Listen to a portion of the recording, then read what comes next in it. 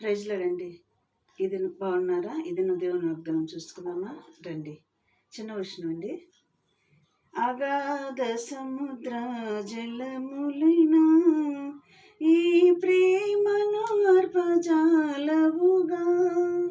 అగాధ సముద్ర జలములైనా ఈ ప్రేమను అర్పజాలవుగా.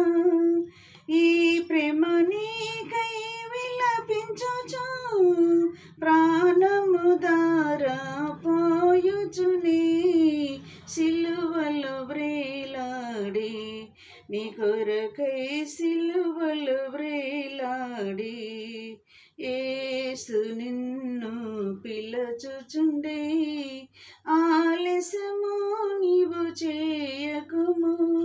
ఇది నా వాగ్దానం అండి. మరి దేవుని వాగ్దానం చూసుకున్నాం. కీర్తన 141 5వ వచనం చూసుకున్నామండి. దావీదు భక్తుడు ఇక్కడ చెప్తున్నాడు, నీతిమంతులు నన్ను కొట్టుట నాకు ఉపకారము, వాళ్ళు నన్ను గద్దించుట, వాళ్ళు నన్ను కొట్టుట నాకు ఉపకారం చేసినంత, నాకు ఉపకారం చేసినట్టే అని దావీదు భక్తుడు ఇక్కడ చెప్తున్నాడండి.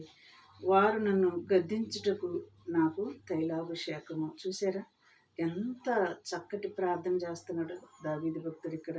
నీతిమంతులు నన్ను కొట్టుట నాకు ఉపకారము, వారు నన్ను గద్దించుట నాకు తైలాభిషేకము. నేను అట్టి అభిషేకమును త్రోసివేయకుందునుగాక. వాళ్ళు కొట్టినప్పుడు, వాళ్ళు ఏదైనా మరి నీతిమంతులు కొట్టినప్పుడు నేను సరి చేసుకోవటానికే ఉంటాను.